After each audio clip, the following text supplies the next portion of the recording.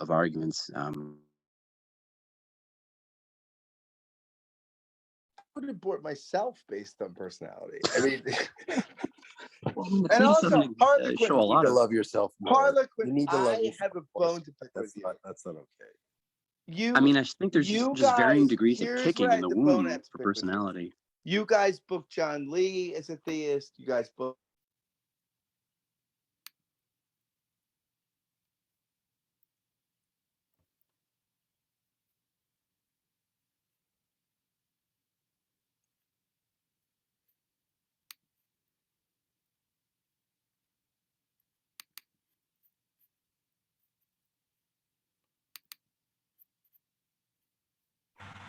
There we go. Now you can hear me. I can. Good job. You actually logged on a bit early because you're forcing me actually to test things and stuff. So, how are you doing? I'm doing gonna great. run I think we may have a couple of it. upstairs, We may have a couple of it. people I think we if may have like. a couple of attendees here as well. Oh, we do? Looks like it. Oh, all right. Well, hello, attendees. Well, they're going to see me run upstairs and get situated. Are you in London at the moment? I'm actually on Cape Cod off Massachusetts. Ah, very nice, very nice. You know what, Jonathan? I'm waiting for my invite to Cape Cod. Anytime. I'm in the spare bedroom right now. The bed has your name on it.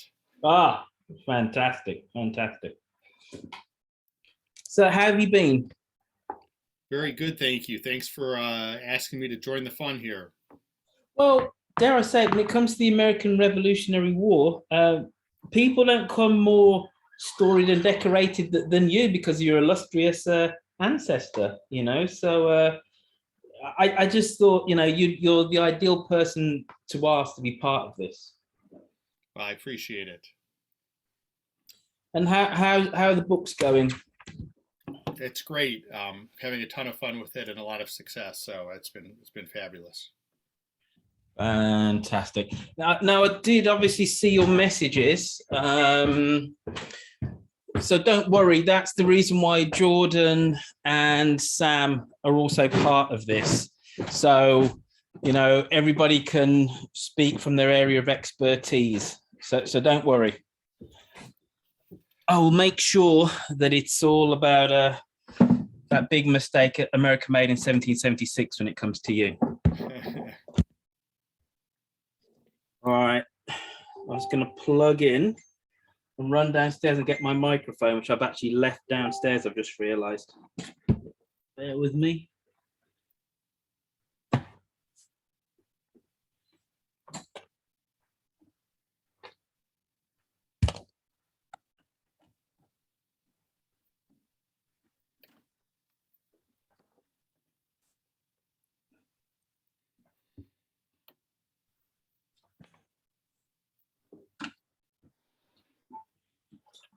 I'm just going to grab my microphone. I'll be back.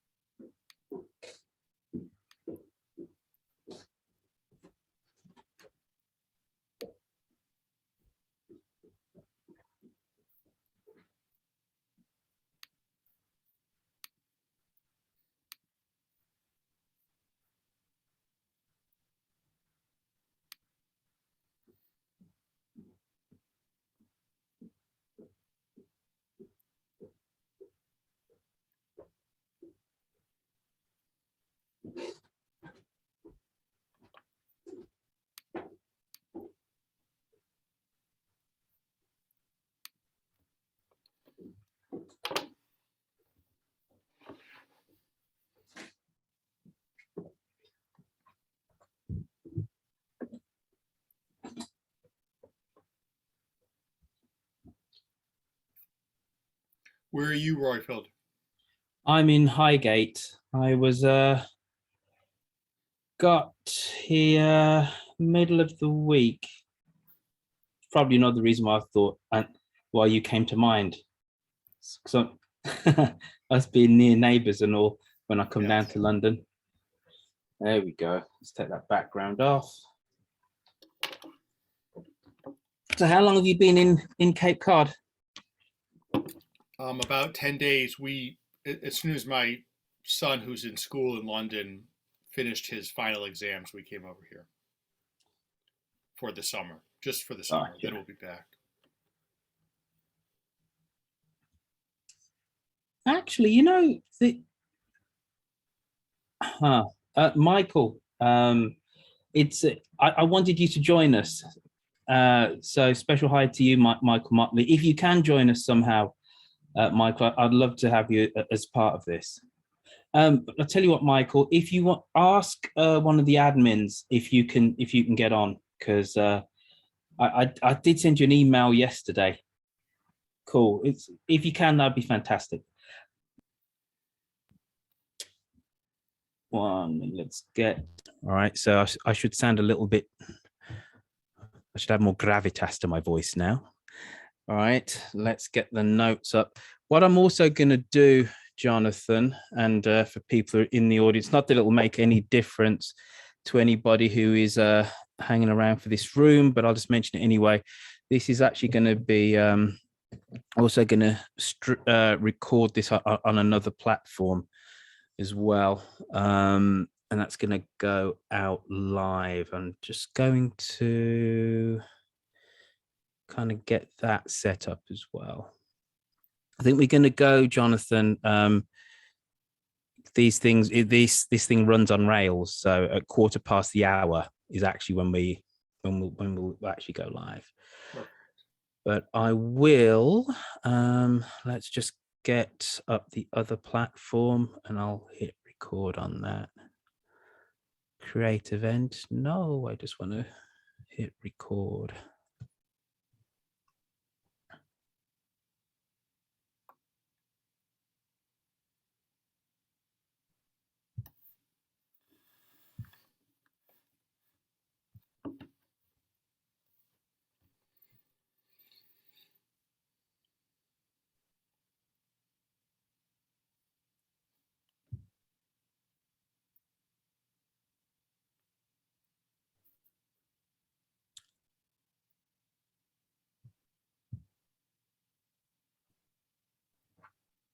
Jonathan, can you just say something? You bet. It's a pleasure to be here with my fellow Londoner. That's perfect. All right, I can see the levels going on the other platform. So I'm just going to hit record there. All right, I'll keep half an eye on that. Roifield, while we're sitting here, especially if you're putting it out to another platform, we should put in a plug. I just the other day heard from someone who had just listened to the Young Lincoln podcast that you and I did as part of 10 American Presidents, who told me he had listened to it as he was driving through Illinois, found it very atmospheric, and actually works presently and has for his whole career, this fellow, at a company who claims a connection to the young Abraham Lincoln. So he was writing me to ask me whether I thought the claimed connection was factually or historically true or not. Oh, well, that is utterly fantastic. And if he was driving through Illinois, how apt was that? Exactly. Have I lost you? I'm still here. Do you see me? Uh-oh. All right. Now, why can't I hear you now? That's this is at my end. Don't worry, everybody. Hi, Sam. Pleased to meet you, sir.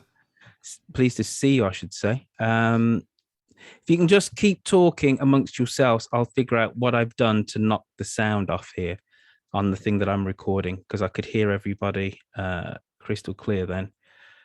Well, it's nice to meet you, Jonathan. Nice to meet you, Sam. Where are you dialing in from? From Aberdeen, Scotland. So it is 8:10 in the evening. It's been a glorious day, and I've spent it all in here helping admin the conference. Hello. Hey, Bree. Are you here to help Roifield? I am here to admin you guys. Oh. Are we having issues, Roifield? He can't hear you. Oh, he can't hear. Yeah. Okay. Let's add something to the chat. Let's see. Michael Motley says he's joining as well. Is he part of this panel? I think Roifield intended that he be part of this panel, but maybe he didn't have a speaker invite or something. Oh, okay. Hang on. I will have to deal with that on this end. I see here. Participants. Oh, have we already gone live? For whatever reason, which we're delighted to have them, the attendees have been here ever since we've started talking. That is odd. Oh. It should have been a practice session. It should have been a practice session. There, we've got him. Okay, so now we need to just... Yes, I know you can hear us now. So that's... Okay, so Roifield is the only one who cannot hear us. Have you checked your audio functions, Roifield? Your inputs? All right, bet. Hello, Michael. We could see you now, Hey, too. how you guys doing? It was great. Hey, I had to Michael. kind of come in sideways because my speech was like right before this. But yeah, it's great. It's great. How you guys doing? Not too bad. Not bad. Good, except that our fearless leader here seems not to be able to hear us. I think we're yeah. I had Oh, to. he looks like he can hear us now, but we can't hear you, Roifield. So make sure No, you we check your can't hear mic input. But we're making progress, so we're getting there. We are. Everyone, quick, say something nice about Roifield. Maybe we should say something mean about him, and that'll. Oh, that's better. true, Yeah. because he can't talk back. Right. Motivation. Have you checked your... Oh, Yeah. Oh, There we wait go. a minute. There it is. There You got me we now. go.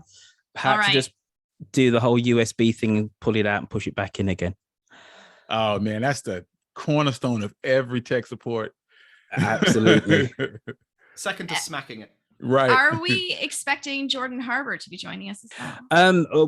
We are. If we're not, I'll have to just play Canada for this conversation. Oh, dear. I did just put some questions in Facebook just to let everybody know. Yes, he has messaged me in the last 10 minutes on Facebook. So that he's coming. Okay, I will keep an yeah. eye out for him. But to get us all started, since our audience is here, I might as well say hello and welcome to the Mid-Atlantic panel, 1776 to now. How could the history of North America have been different? I will let Roifield introduce his panelists here so that I can get out of the way and not use your space. I don't work for Zoom, but if you are having trouble getting in or getting connected, please contact me. I will be here, and enjoy. hello, everybody. One of the reasons why I've decided to do this topic is because I'm utterly fascinated by the history of North America. I didn't really realize until I went to Canada for the first time in 2000 that without the American War of Independence and the fact that there were so many loyalists in America, you wouldn't have got English-speaking Canada. It was only going to Canada and then finding out that integral to the history of English-speaking Canada is the defeat which the British have in America as the founder of that nation, that I kind of sat down and thought about it. And I said to myself, if you were a citizen of the world in, let's say, 1750, you could not have plotted out the history of the continent some 200, 300 years going forward. You would never have got it right. Quebec was French speaking at the time. Yes, there were English colonies in Canada, New Brunswick and Prince Edward Island, but they were tiny. Then you had these vibrant 13 states that were loyal up until literally until after the guns went off in Lexington and Concord. So I want to talk about alternative histories, how the history of North America could have been different. So today we have with us, and I'm going to get them to introduce themselves. They have actually written out long screeds of how I should introduce them. But first off, we have Jonathan Putnam, who has a very famous great-great-great-great-great-grandpappy. But Jonathan Putnam is also a man of great repute. But Jonathan, why don't you introduce yourself? Thanks, Roifield, and I'm delighted to join this panel and join the discussion. So I'm an author of historical fiction, including the Lincoln and Speed mystery stories, which are murder mysteries based on the actual murder cases handled by Abraham Lincoln as a young lawyer on the American frontier. My personal background that you referred to, I sort of am straddling both sides of the historical fence here. As you say, my great grandfather, 6 generations back, was General Israel Putnam, one of the leading generals of the American Revolution, the man who is credited with the famous line at the Battle of Bunker Hill, "Don't shoot until you see the whites of their eyes." And similarly, or likewise, or 200 years later, I grew up in Lexington, Massachusetts, the site of the first shots of the Revolution, where every Patriots Day, every April 19th at 6 a.m., they recreate on the battle green that still exists in Lexington, in the center of Lexington, the Battle of Lexington. We tend to ignore Concord, in those of us who grew up in Lexington view Lexington as the sole source of the first battle and write out Concord from history. But then finally, I currently live in London, England. I've moved to London, so I've moved back. I've reversed the move of my ancestors from the 1600s and live among the Royalists in London. And next we have Samuel Hume.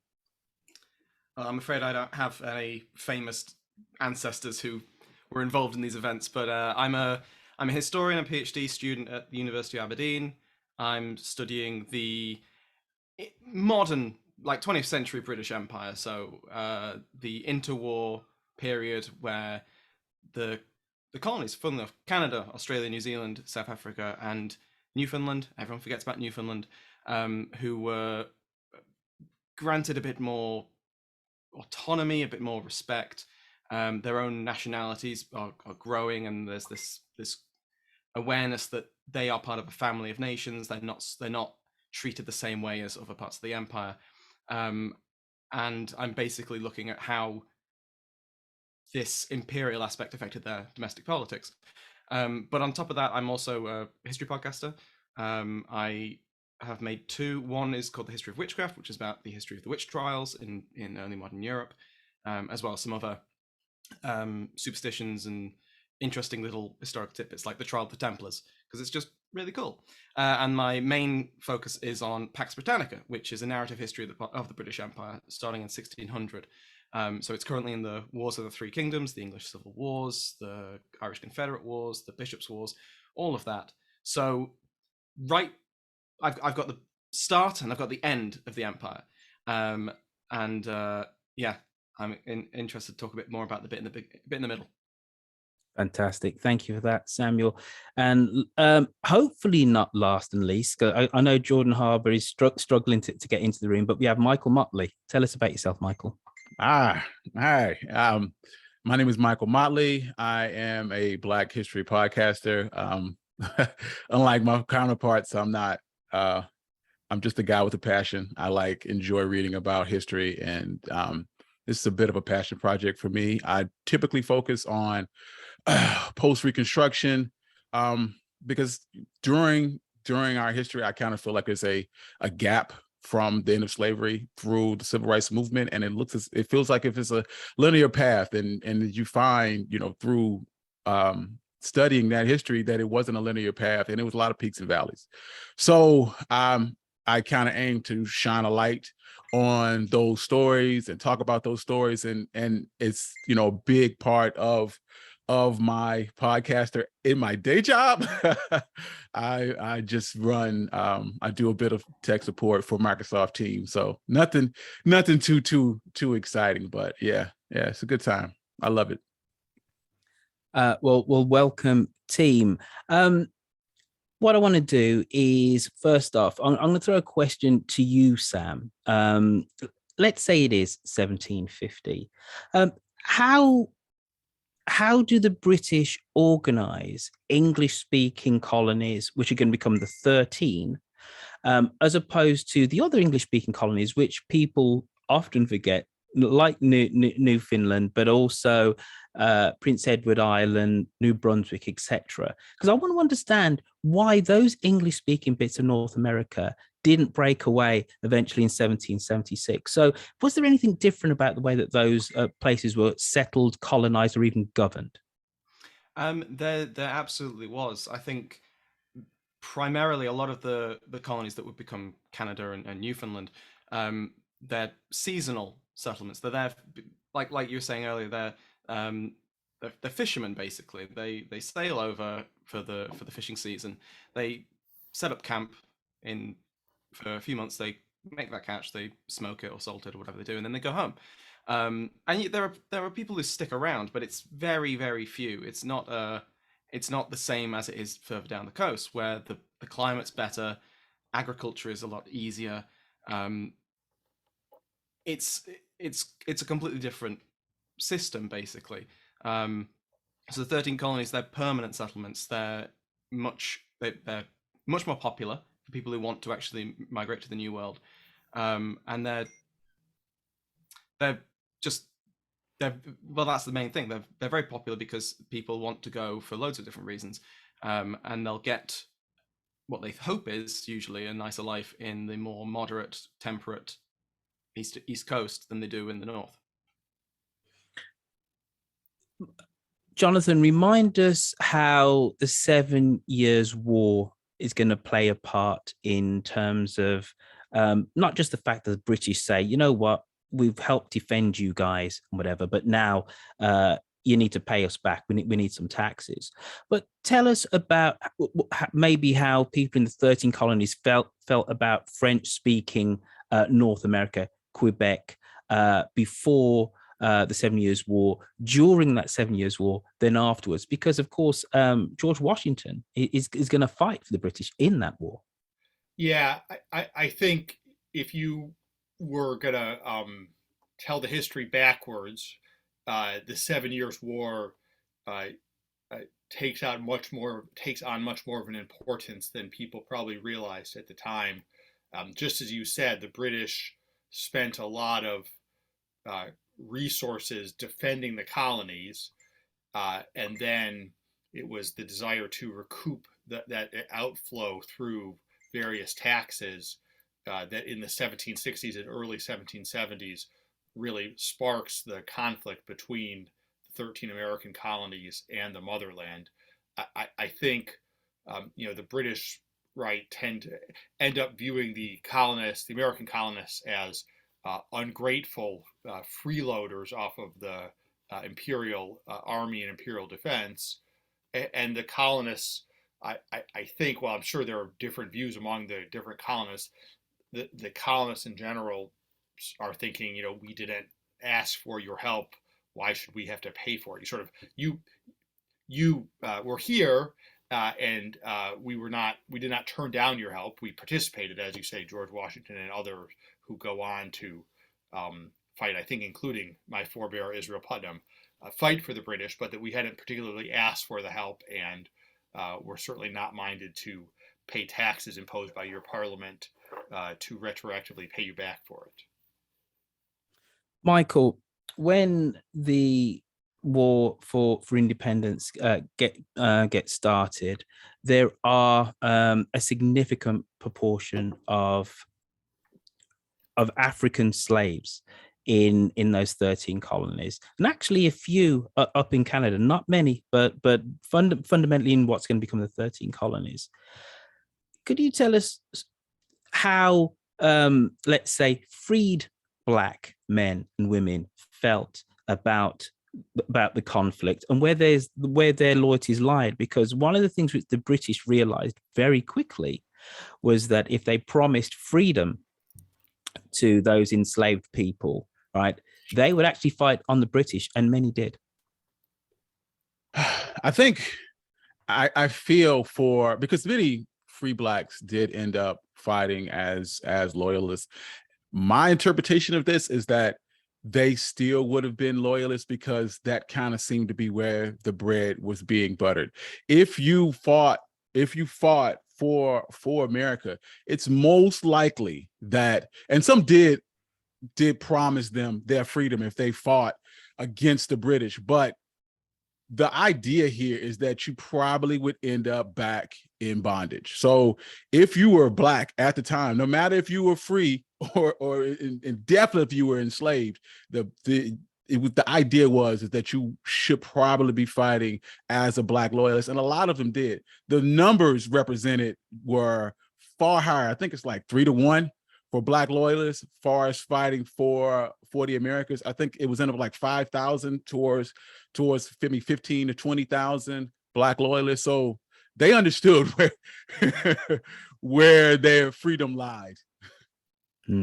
And at the end of the war, they're going to have they're going to go to Canada and kind of be abandoned by the British somewhat. You know, they kind of get forgotten about. But we do have Jordan Harbour. Jordan, welcome. You managed to get into the room.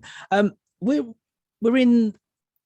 at the point of the American War of Independence, and part of my setup was that when I first went to Canada for the first time in 2000, it was only then that I really realized that without the war for independence for America, you wouldn't have English-speaking Canada as we understand it. You fundamentally don't have Ontario. We all know how that war ends up. America makes a big mistake and decides that it doesn't need good old King George and his tyrannical ways. It's something which I've never really ever understood. Why do the British give the 13 colonies all this land to the west of the Appalachians and to Louisiana? Why do we grant them so much land?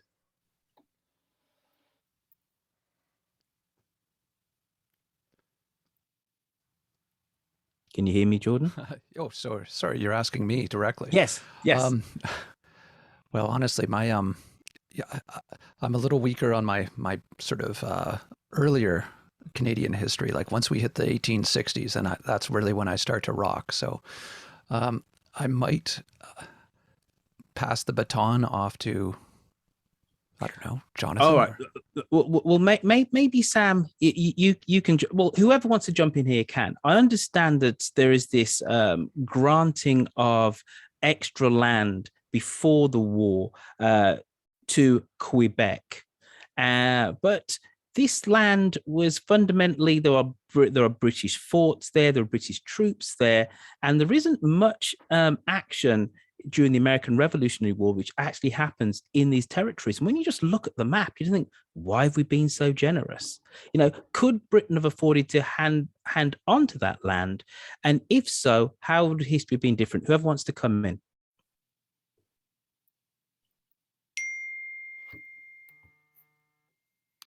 Don't be polite, gentlemen.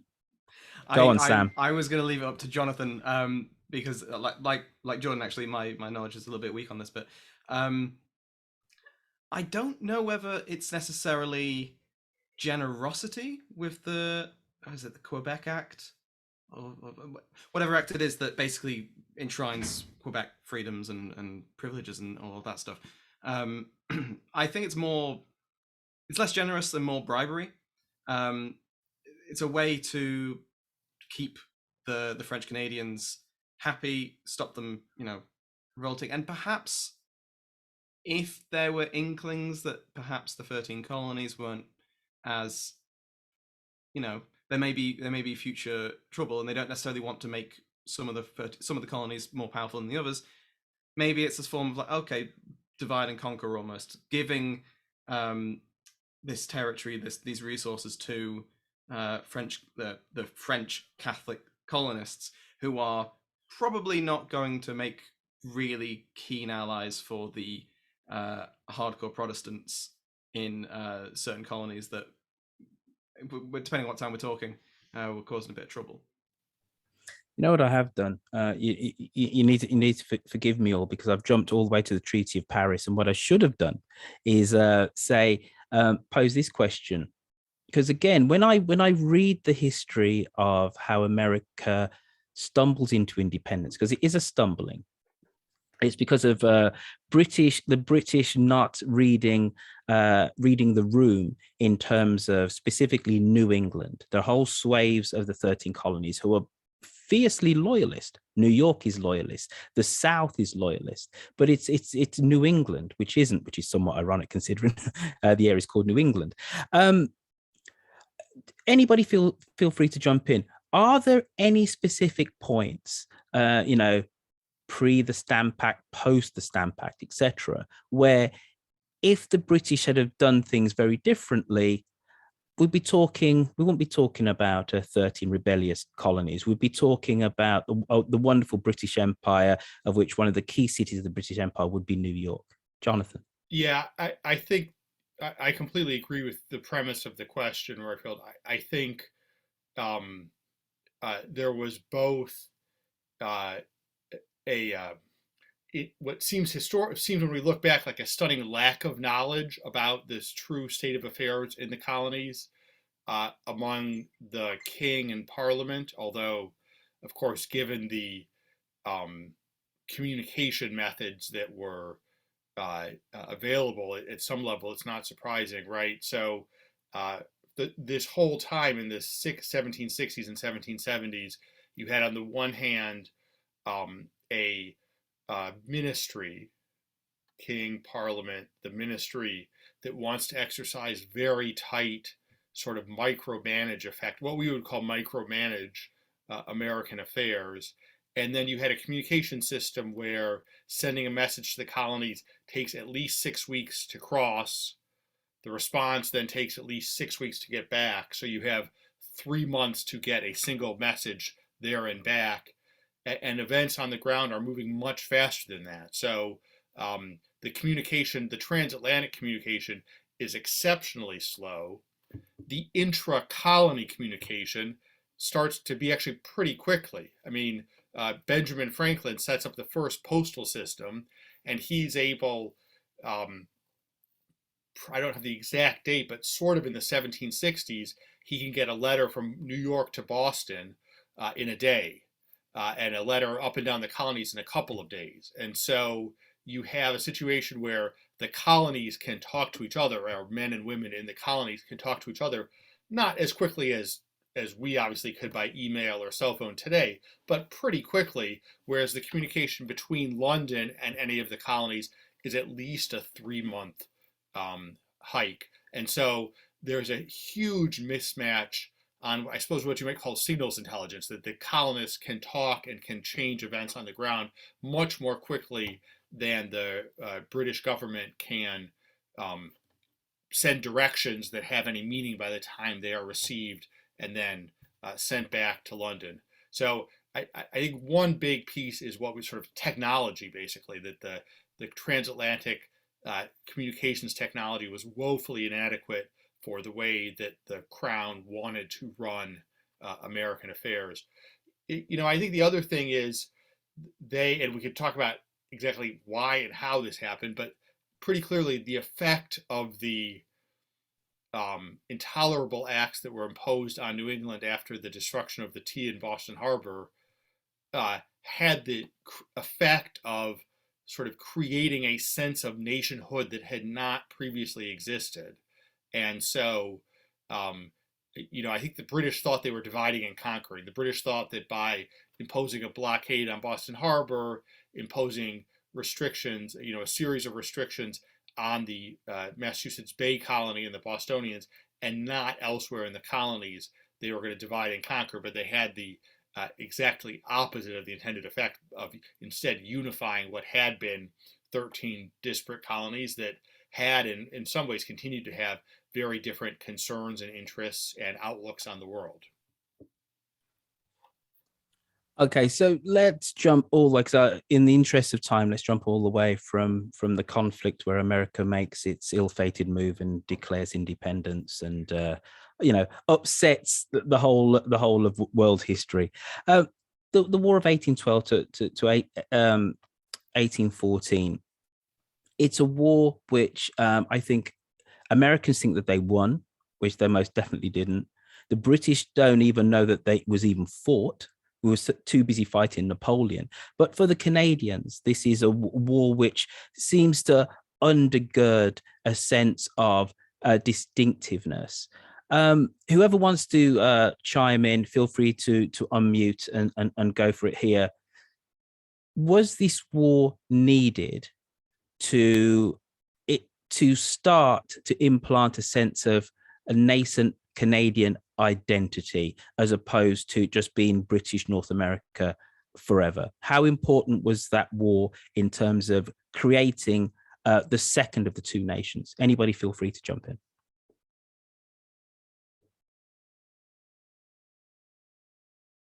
But if no one's going to jump in, right? Because I know, Jordan, you said 1860 and the Fenians is where you come in, right? So I could speak. Okay. I'll just say one thing about this, because I find it kind of interesting. The War of 1812 was kind of one of these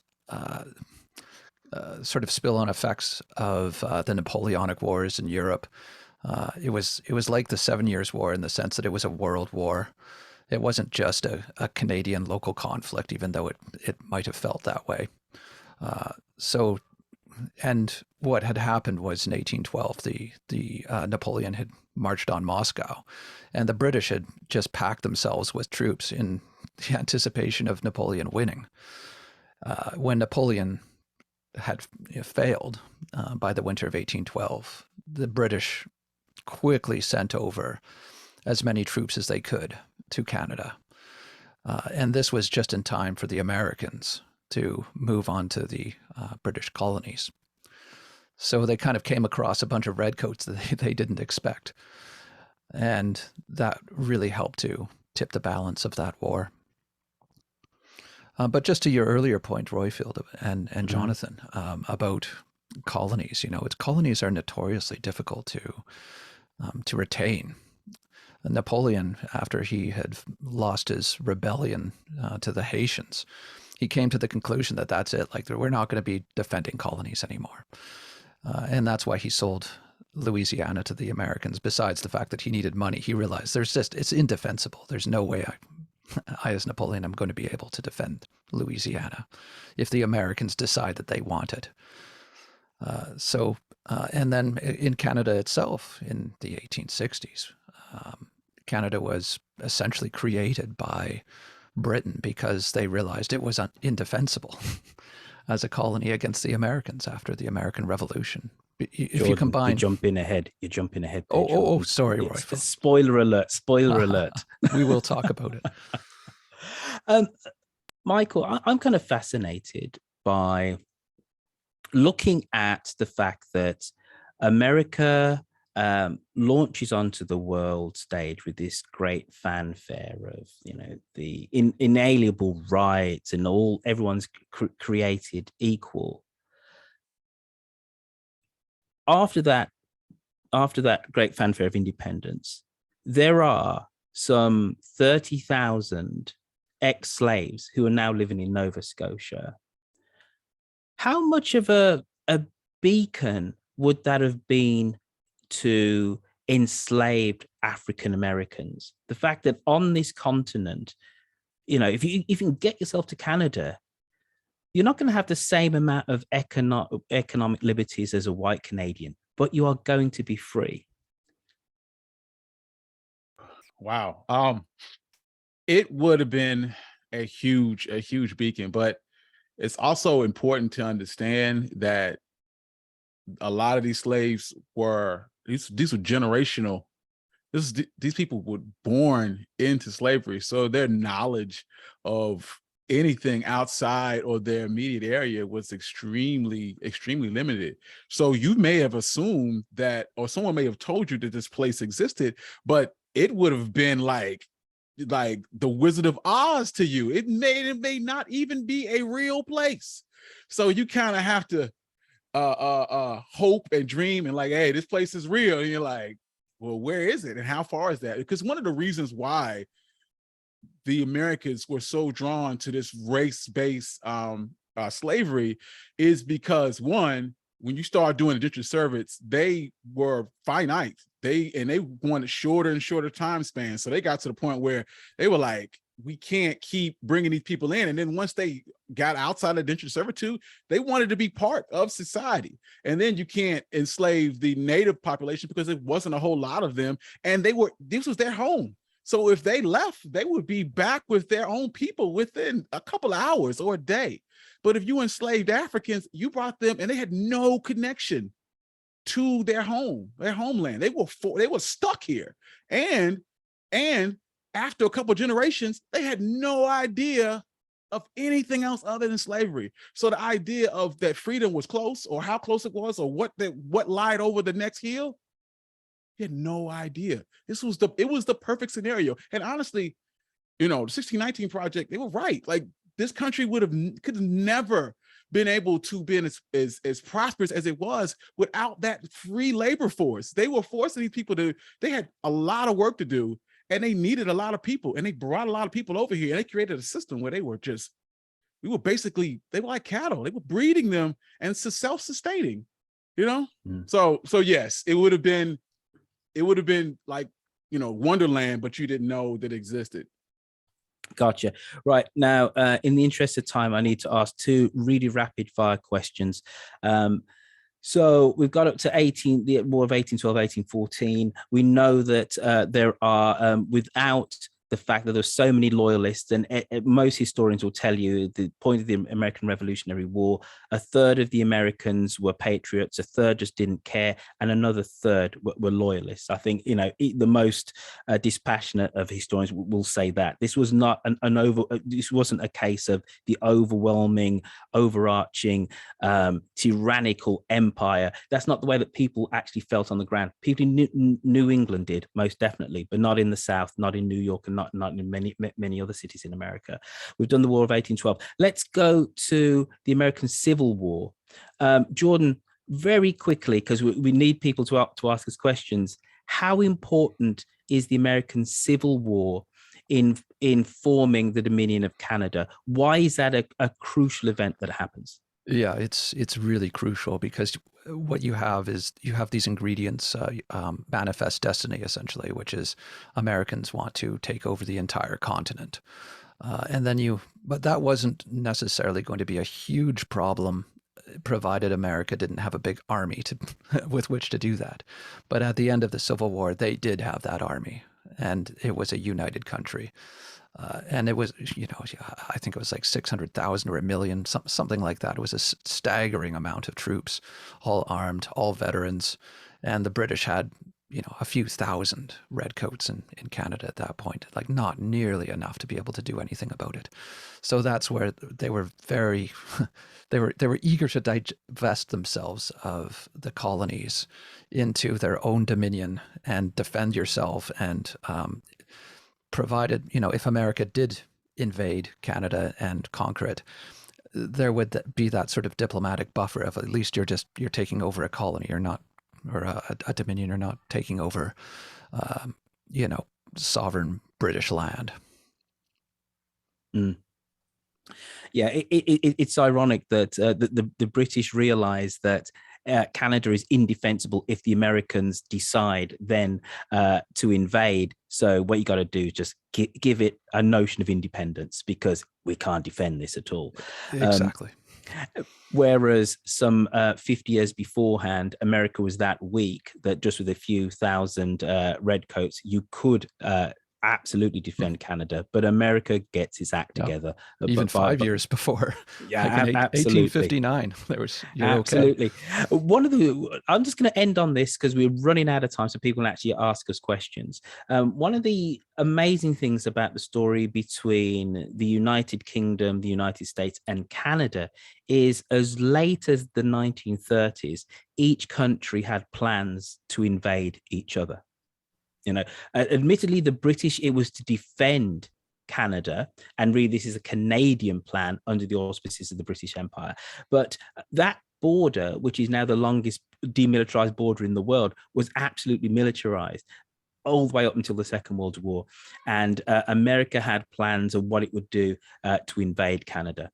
Anyway, now I think it's time for people to ask us questions, because we're going to run out of time. You do have one question already from Luke, who said, if it wasn't 1776, wouldn't independence be inevitable at some stage? Who wants to jump in and answer that? I've got my own thoughts and feelings, but... Roifield, you tell us what you think. And then okay. Important to the way that the British organized the British Empire post America being lost is to treat the colonies, especially if they're white colonies, very, very, very differently. not at all heavy-handed. So the British learn the lesson, and so do the British in Canada, because in the 1830s, there is actually a rebellion as well. And the British remember what's happened in the American War of Independence and actually accede to many of the demands actually of the nascent Canadians, which is upper and lower Canada. So if it wasn't for 1776, it would have happened much later, and it would have also been combustible. The British, the British Empire, in large part, ends quite peacefully, whether it is the way it gives it control in South Africa in 1910, or Canada in the 1860s, or Australia, New Zealand. These are the white colonies, but even some of the majority of the black colonies get independence quite peacefully, and it's because of the lessons that the British learn losing those 13 colonies. I'll just completely agree with Roifield there. I mean, that's what my PhD is all about, and even we're talking like 1910s, 1920s, there are theorists and constitutionalists and political leaders in the British Empire that are constantly referring to the mistake of 1776, but they're looking at it with hindsight, and also in very racialized terms, the idea that, look how great America is now. If our ancestors had been a bit better managing it, then we could have had America in the Commonwealth, and that'd be fine. And the Commonwealth at this point is very much, like Roifield said, the white colonies. But again, I think I agree with Roifield. They wouldn't have gone with the approach they did with the white colonies if they hadn't already lost 13 of them. And it's hard to see how they would have learned that lesson. I mean, there was a huge amount of hubris in London in 1770, and I think it took the loss of the colony. So you have to, in rewriting your alternate history, you have to figure out how are they to learn that lesson, if not with the defeat. And it's hard to see what else is on the horizon, any time around then that would do that. I suppose there is one way of looking at an alternative history, which is the 13 colonies progress and never become united. And let's say New York in the 1850s, with nascent industrialization, wants tariffs to be reduced because it wants to be able to trade with the rest of the world. You could have seen a scenario whereby one or two colonies would have gone to the point of war over tariffs, and tariffs were one of the main things which actually bounded the American the American nation and its states up until the Civil War. The nullification crisis. It's all about tariffs. So you could just about imagine a scenario whereby maybe they don't all become independent, but maybe one or two of the colonies, with a sense of difference, with a sense of industrialization, and New York says we want to lower tariffs because we want to be able to trade with the rest of the world and not within the British imperial system. And then maybe the British put down New York colony and then learn that lesson. But I think that's a little bit of a stretch. I think you needed to lose all of those colonies and then go, we're not going to do this again. We're going to have gradual independence. We're going to be we're going to treat local elites with some semblance of equality. So I learned something today, Jonathan. I had no idea about the speed of communication within the colonies as opposed to transatlantic. So that's going to be that means that the British are a massive communication disadvantage. I think that's exactly right. And I also think, as with guerrilla actions all over the world, it's always easier to defend your home territory than it is to attack on a foreign land. We see that today, right? So I don't think fundamentally that's been true for hundreds and hundreds of years. So we have 4 minutes left. So I will ask Greta's question. What if Parliament had counted owning land in the colonies, even as a discount, as valid for political participation?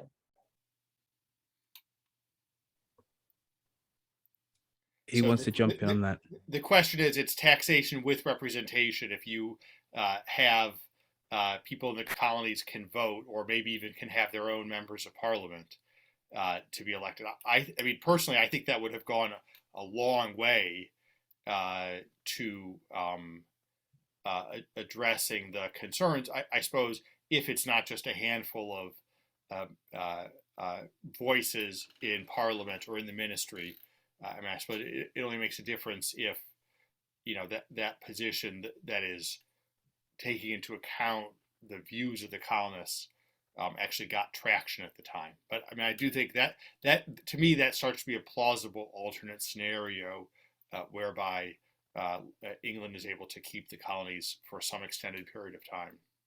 It does also bring up the point of what then Parliament then becomes. It becomes an imperial parliament, a parliament of the empire. And then what happens in the early 19th century, you know, there's going to be white Australians in that parliament. And then in 1840, the Treaty of Waitangi, there's going to be New Zealanders in that parliament.